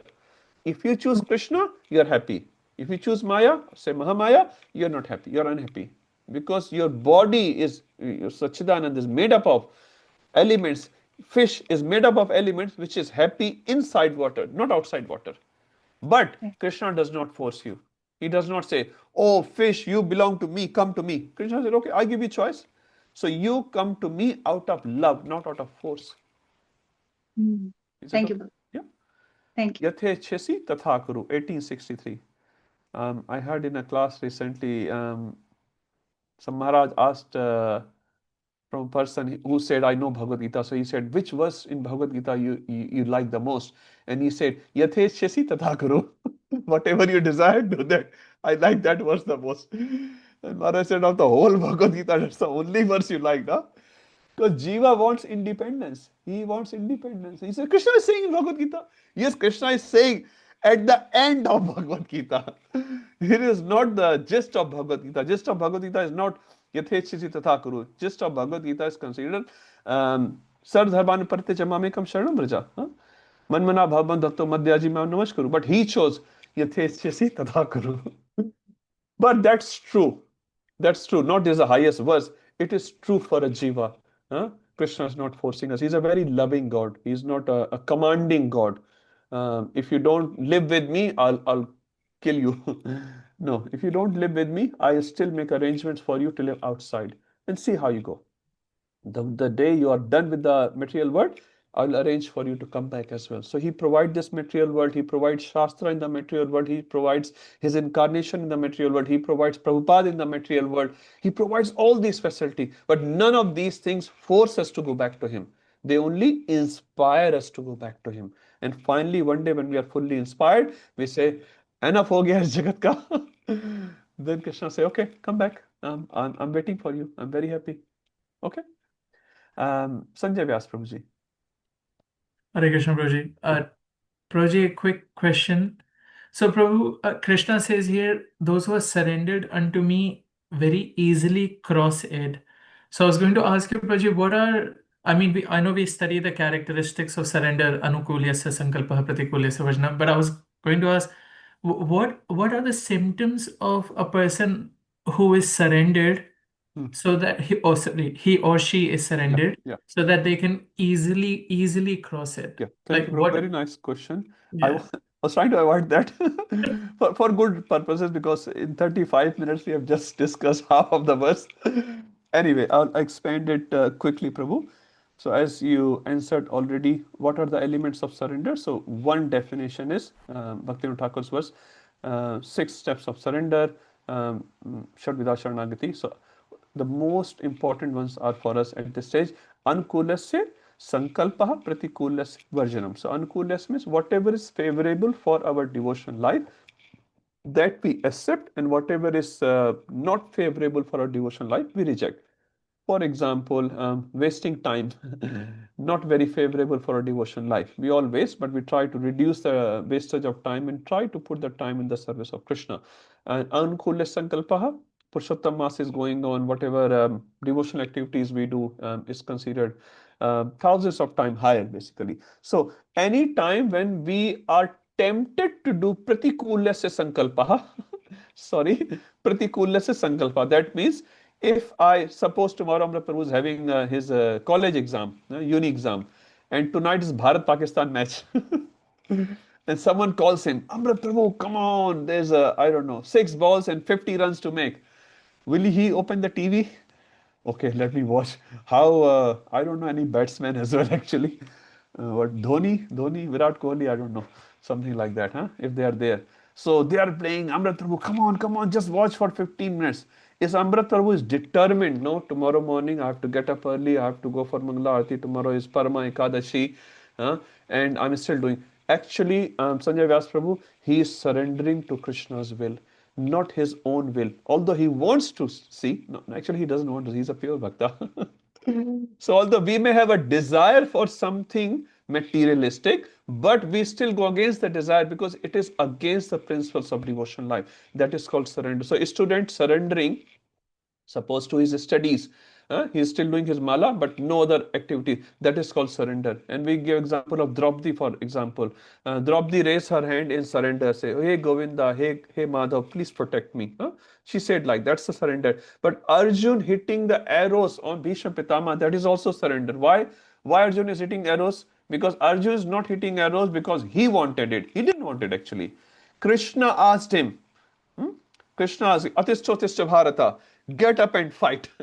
So because Krishna is desiring, although he doesn't desire, that is called surrender. So anytime, Prabhu, your Guru has given instruction, devotees have given you some instruction, and you allow yourself to harmonize with those instructions against your personal desire, that is called surrender. And the more you align yourself, the more element of surrender you have. And one day, when you are aligning with all those instructions 100%, you are 100% surrender, and no Maya will be able to impact you. No matter how many Mayas around you, that doesn't matter. That doesn't matter. If that makes sense, Prabhu. Thank you so much. Hare Krishna. Thanks. So for all of us sadhakas sitting here, we have different responsibilities in the world, and we all have to do that responsibly. But as best as possible, if we are aligning ourselves with the spiritual goals while doing all the activities, we are actually surrendering. So in whatever, you're a student, you're a housewife, or you're a worker, you're a businessman, whatever you are doing, that's fine. Do it responsibly, but do it as if we are going to become spiritually elevated while doing that activity, and that is surrender. So Bhagavad Gita does not talk about leaving the world.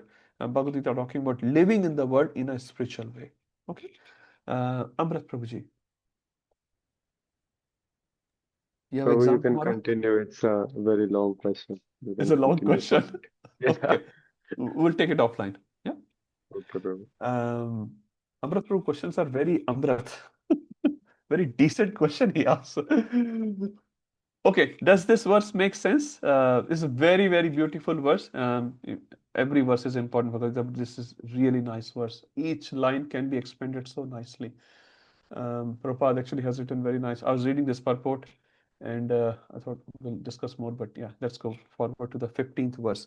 Now let's do 714. So everyone understands 713, 714 connection. Now let's do 714 and 715 connection. Okay, let's read 715 first. I'll connect it. Who wants to read? Come on, anyone? Just verse reading. Premanand Prabhu, you're dropping something from the top of the mountain, or Silent Prabhu dropping something. Let's read this verse. Silent Prabhu or Premanand Prabhu, anyone? No. Namam duskriti mura prapadinte naradama Maya paritaryana asuram bhava asrita. Slip from first translation. Those miscreants who are grossly foolish, who are lowest among mankind, whose knowledge is stolen by illusion, and who partake of the atheistic nature of demons, do not surrender unto me. Thank you, Prabhu. So if you remember in Bhagavad Gita, different sections were there. So this is the section of surrender. So what was the first section? Anyone remembers? So 3 major sections of there in this chapter. Shashank Prabhu, you remember 3 major sections, even partially? Knowledge of Krishna. Thank Full you, knowledge Mother. of Krishna. First section, and the second section was? Surrender to Krishna. Thank you. So if you have real knowledge, your heart will surrender to Krishna. In the third section, Supriya Mother? Liberation of soul. Thank you. Very nice. All of a sudden, that means you know this. So very nice. So second section, we are talking about the surrender because knowledge will lead to surrender eventually. So although we are in journey, we may have partial surrender this time, but yeah, it will eventually transform our heart so that we'll be able to do full surrender. So Krishna gave the importance of surrender in this particular verse. Ma me vye prapadyante maya me tam tarantite. If you surrender to me, then you will cross over Maya. Then the point which Arjun is asking, so that means everyone should surrender and cross over Maya. So Krishna said, nahi, nahi, nahi. There are some Murkha Diraj. There are some Murkha Diraj who will not surrender to me. So Krishna explains those Murkhas first and say, who will not surrender to me? And then we'll explain the other category. So this is 715 represents, although this knowledge is given, if you surrender to me, you will cross over Maya, you will cross over all the difficulties of this material life. They will not surrender to me. So this is where this verse comes in. So namam duskritino. Duskritina. So kriti word refers to karna. Kriti. It's a Hindi word. And kriti in itself actually means a meritorious work, a good work. But when you say dushkriti, that means notorious work, opposite of kriti. So there's a kriti, from kriti comes sukriti, and from kriti also comes dushkriti. So kriti itself is a positive word actually. But when you say sukriti means very pious activity, and dushkriti means impious activity. So namam, nahi karenge, they will not do mam to surrender to me because they are dushkritino. What is their blood? Dushkritina. They are inclined to do impious activities. When Krishna approached Duryodhan in Hastinapur before Mahabharat war, and Krishna says, okay, just give me 5 villagers, Duryodhan. What was the response of Duryodhan, Amrit Prabhu? What was the response of Duryodhan when Krishna said, just give me 5 villagers? I'll not give land the size of a pin. Even you cannot put the head of a needle on that much land, I will not give you without the war. So Krishna asked Duryodhan, is it dharma? He said, when did I say it's dharma? I know it's a dharma. And then he made this famous verse, Janami dharmam nachame paroti, janami adharmam nachame nivratti. I know what the dharma is, but my paroti inclination is not there. And I know what the adharma is, but my nivratti is not there. So these people are like that. So their pravritti, their natural inclination is towards impious deeds. Now let's read the 4 categories which Krishna describes. Mudha, number 1. Prapadyante word is also used here. Okay, so Sanjay Vyas Prabhu, you can put in list 715 as well. 719, 720, 715, 714. Prapadyante. So Prapadyante word is, you can say, one of the key words of Bhagavad Gita. This is what we are trying to do. Very, very difficult for a living entity to do surrender, isn't it? Is surrender easy? Not easy. Because surrender means you think, at least there's a conception here, that we have to work according to the boss, to the person whom we are surrendering. But we forget, Krishna is not an exploitative boss. He's a very loving, he's boss. By default, he is boss. But he's very, very loving, very, very caring. And he's such caring, such a loving person that not only he will care for us, but he will do a complete care for us. Not only just caring. Caring means you give roti kapda makan. Your boss gives roti kapda makan. That's one caring. Another complete care. A mother takes complete care of the baby. When a baby is traveling, a 5-year-old baby, Keshav Prabhu, suppose 5-year-old, suppose the baby doesn't care which jacket I have to take, which socks I have to take, which kapda I have to take. Keshav Prabhu puts everything in suitcase. I will need 3 jackets and 5 pairs of socks, and my daughter likes this, my son likes that. Father will take complete care, and they are playing, and father is worried. Oh, train ka time ho raha hai. I forgot to put the snacks for my daughter. Father takes complete care, mother takes complete care. So this is how Krishna takes care, not just give roti kapda makan. And okay, jao aish karo. Krishna is very, very kind. So first is Mudha, second is Naradhama, Maya Apradhyana, that's a 3rd category, and the 4th is Asuram Bhavam Ashrita. So let's quickly read what their meanings is. Mudha. So Prabhupada writes, Mudha means Murkha. And as per Prabhupada, I was reading that Mudhas are those who are grossly foolish, like hard-working beasts of burden. And Prabhupada writes in the purport, ass, donkey. Donkey is doing lot of hard work. And what does he get at the end of the day? Just one handful of grass. which he can get actually anywhere. He doesn't have to work so hard. Similarly, karmis are working day and night, day and night, day and night. They have big, big goals. So as per Bhagavad Gita, they are called mudhas, murkh, because they are working day and night for what? Just to enjoy simple pleasure. What are the four pleasures? They say eating, sleeping, mating, defending, which every living entity is doing. Have you ever heard Amrit Prabhu, elephant going for work? He's working a university professor. He had lost his job. It says, हाथी को मन भर देता है, चींटी को कड़ भर देता है. Huh? A cheetah eats only one grain, something like that. Huh? And hathi eats 1 month, 1,000 kilos a day. But hathi never goes to work. We only eat like 1 kilogram a day. We work so hard. Eh? And have you heard, except it's Indradum Maharaj, Hathi, Gajendra, they don't do any work. They are forced to work sometime, but Krishna provides them. Krishna provides them. He says, जिसने चीरा दिया है वो खाना भी देगा. Chira means the mouth. Someone has given mouth. Krishna has given mouth. He will give. It does not mean we become lazy, we become irresponsible. That's not what he said. But the thing is, Krishna will take care of you. Krishna will take care of you. As far as you're doing your prescribed duties nicely, Krishna will take care. And in that reliance on Krishna, whatever comes, a devotee accept. Good comes, very good. Bad comes, very good. But he does not work like a mudha. Prabhupada said, you work 6 hours a day, rest of the time you give to Krishna. 6 hours job. Nowadays it's 8 hours work. But the point here is, don't overwork. Don't do atyahar. Just to get some money, some position, some fame in the society. If you get it, very nice. Use it for Krishna seva. There's no problem. But don't overwork and achieve it, which sort of collides with your devotional practices, at least for long amount of time. Sometime you all have project deliveries and you have to work harder. That's fine, but it should not be a sustenance practices for 1 year. You haven't seen Radha Gopinath. That's not good. That's not good. You have to be very active on that. Few days project deadlines and you have to cover it up. That's fine. Okay, Aishra, I'll come back to you. So these are called mudha. Now mudhas, they're not necessarily against Krishna, but they have no time to go to Radha Gopinath temple, for example. They're not necessarily against. So they are mudha. Prabhu Janmashtami hai, आइए. Prabhu Ramnavami hai, आइए. Prabhu, there's this program, that program. Prabhu, time nahi hai, time nahi hai, time nahi hai. Always they have one excuse. You would have called many of your friends. I have some. Every time you call them, they're like, Prabhu, time kahan hai life mein? Where is the time in life? Okay, they never have time. Okay, one day Yamraj will give them the appointment very nicely. So this is Buddha. Second is Naradhama. This is made up of 2 words, Nar plus Adhama. Nar means human beings, Adham means lowest. So they are the lowest of the human beings. Lowest of the human beings means they have no spiritual inclination at all. Nar means dharmena hina pashubir samana. Human means you have to know dharma. If you don't know dharma, a dog doesn't know dharma, a cat doesn't know dharma. Now you cannot expect a lion to do Ekadashi. Nirjala Ekadashi is coming. Tell a lion Maharaj, tomorrow is Nirjala Ekadashi. Bhima, Pandav Nirjala Ekadashi.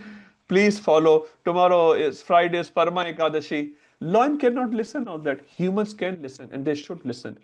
So if they do not listen, they don't follow any regulative principle, they don't have any spiritual inclination, they are called Naradhama. It's not that they are very busy in their life. They may have a lot of money, they have a lot of fame and all that. They have the facility, they can come to temple, but they will never come to temple.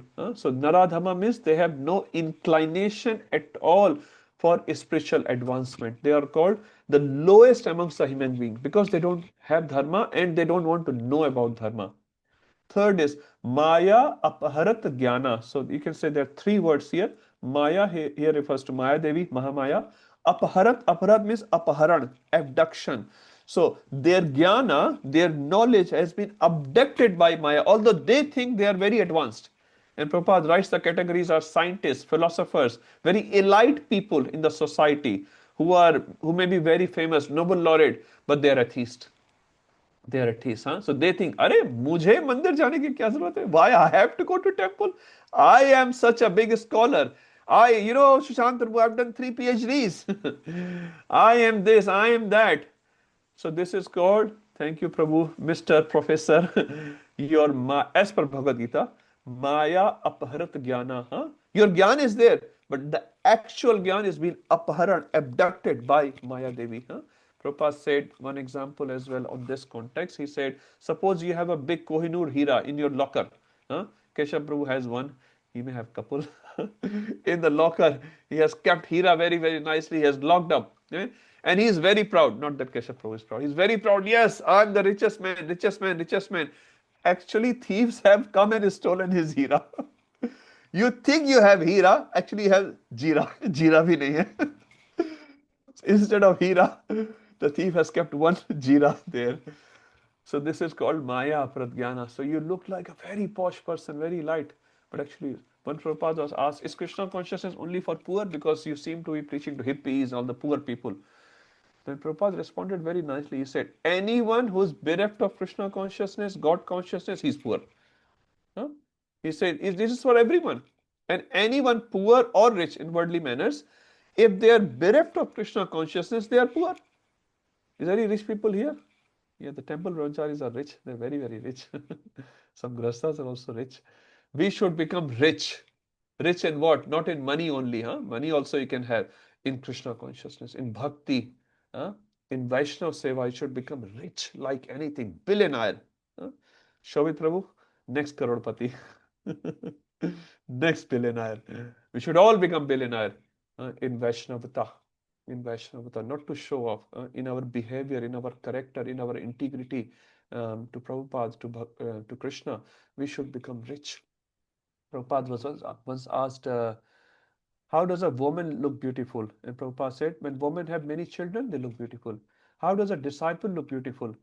When disciple is completely serving the spiritual master with mind, body, and words, he becomes beautiful. Huh? So we all want to become beautiful because we are all disciples in one sense of Prabhupada. Prabhupada is our Acharya. So when we follow Prabhupada with our mind, body, and words, we become actually most beautiful, most beautiful. So beauty is not just putting some cream on our face, putting some dye on the hair, and all those things. Huh? Our beauty is in the development of our Krishna consciousness. How chaste we are to our Guru and Parampara. We should become very chaste. Huh? So we are all deviating somehow or other. So we have to stop deviations and come back. Come back. If you deviate, that's fine. Come back. Deviate, come back. Deviate, come back. And slowly we'll see one day you'll not deviate by the mercy of our senior Vaishnavas. So we all want to become very beautiful. Huh? By our chastity, the higher the chastity, the higher the beauty of the disciple. Huh? So disciple is the one who is in discipline. So Maya Pragyana, this is the third category. And the fourth one is Asuram Bhavam Ashritaha. They have taken shelter of demoniac tendency. Huh? What does this mean? This means, Prabhupada writes in the purport, this means they have an agenda against God. They are fully taking their flag and saying to everyone, there is no God. You're all foolish people. I know there is no God. So they have an agenda. And you know, there are many communities, there are many countries, there are many people who have this agenda. This is called Asram Bhavarasham. Now, these people, for example, Naradham, they may have no spiritual inclination, but they're not necessarily against God. You see the difference? They have no inclination for God, but they're not saying, no, no, there's no God, no God, no God. Muda, they're just busy. They're just busy. They may come to temple once in a year or something like that, just because they're running out of time. Again, they're not necessarily against God. Maya Pratyana, they're busy in their own experiments, their own Nobel Prizes, achieving Nobel Prizes and achieving fame and all that. But Asuram Bhava Mashrita, they're the worst category. Why? Because their agenda is not to consider God and not to let you consider God. In Hindi, it said there are four types of devotees, four types of people, sorry. One devotee is called Asli devotee. Asli matlab good quality devotee, Pakka Sona.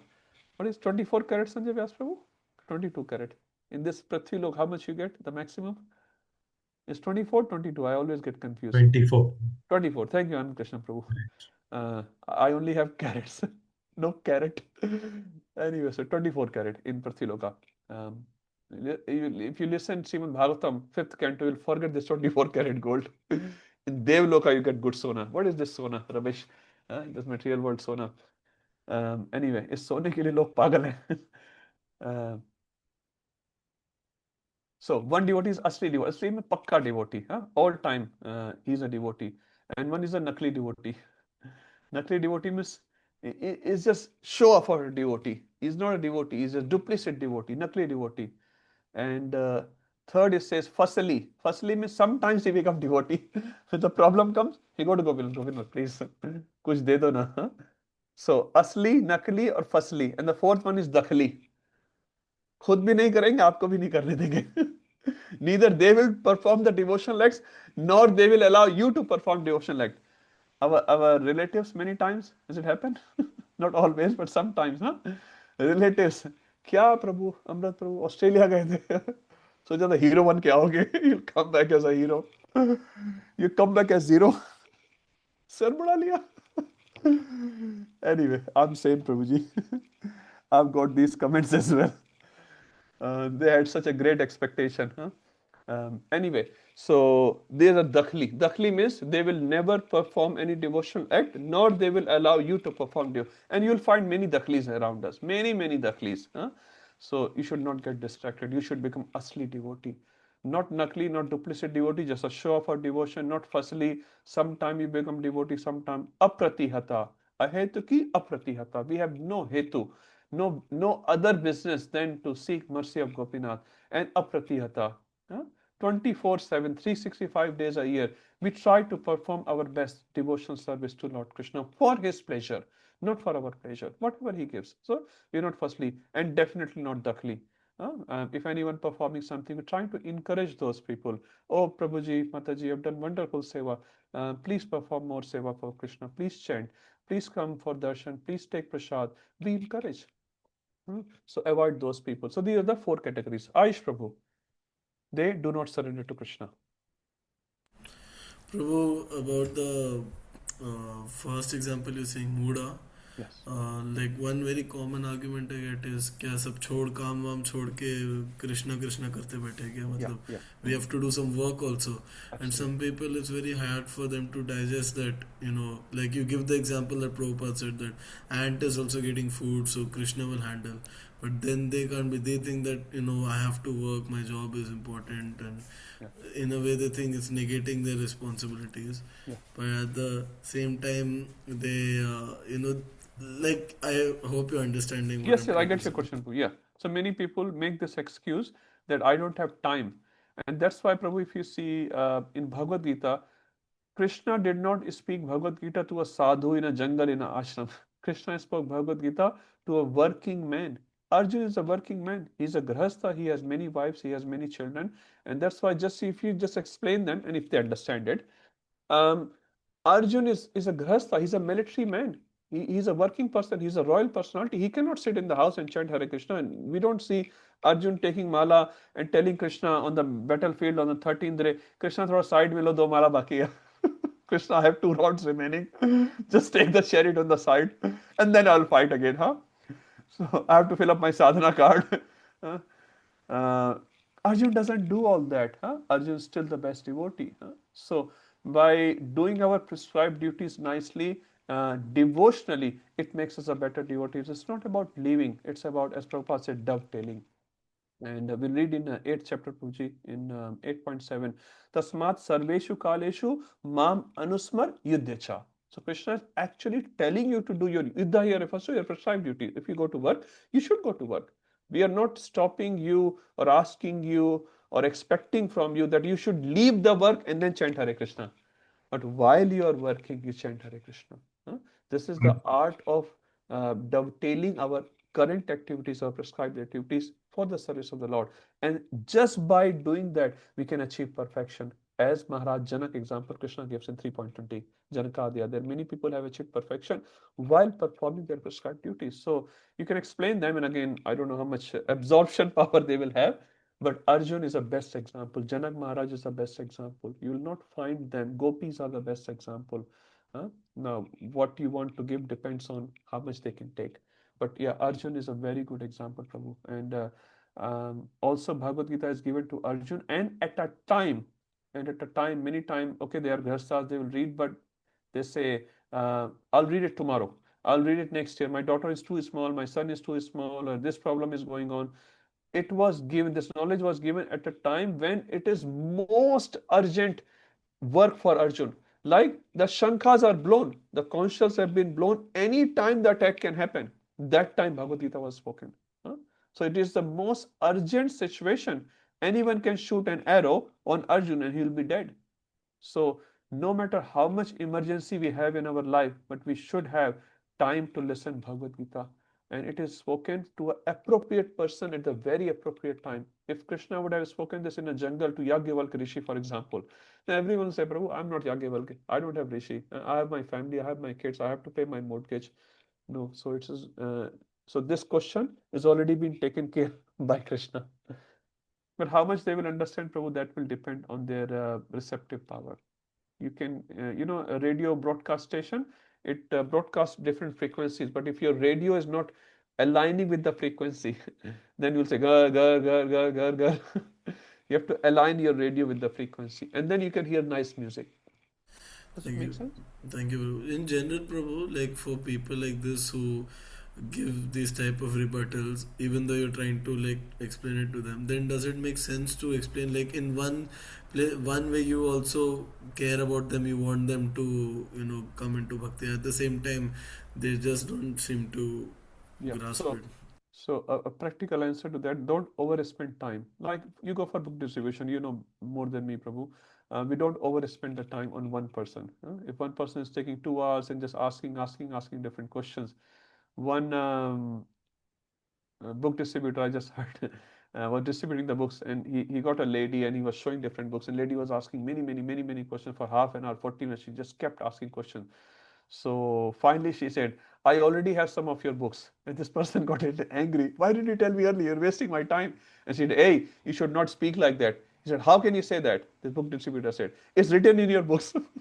It's written in your books. You should be humble. You should not cross your boundaries. So, Prabhu, you can only do what you can do. If the person is not receptive enough, just move on. They don't have enough sukriti to absorb that knowledge. And it says even Brahmaji comes, cannot convince Duryodhan.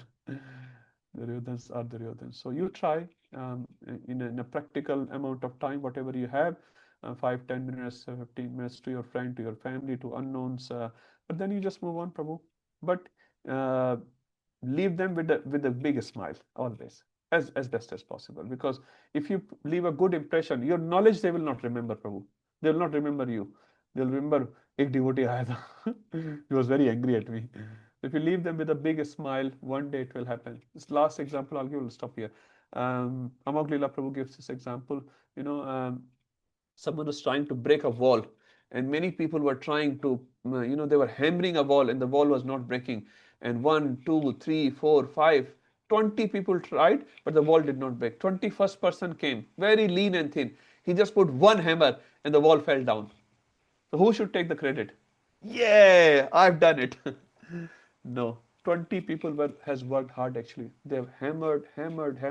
So if you keep putting hammer, Prabhu, suppose Ayush Prabhu, you meet with one person today. Tomorrow Amrit Prabhu may meet with the same person. Then Sushant Prabhu will meet with the same person. If all of you just put one hammer, one day you will be able to sell the book, because then his ego is broken down. So keep trying, Prabhu. No effort goes waste. Even if you don't sell any book, for example, and again, you'll know better than me, the efforts Krishna is seeing. And whatever 3 minutes you spend with that person, it will impact his consciousness sooner or later. So it's very powerful. It says book distribution is always 100%. 100%. If you speak with 50 people, actually you have distributed Krishna Katha to 50 people. 100%. You may have manifested that 100% in only 5 books, for example. But because you have spoken about it, it will go in their consciousness, and one day they will manifest their expression to Krishna as well. So that's why devotion service is so beautiful, because there's no defeat here. It's always positive. It's always win-win. Always win-win, because on a spiritual platform. It's okay? Yeah, thank you, Prabhu. Okay, thank you, Prabhuji. Okay, let's stop here.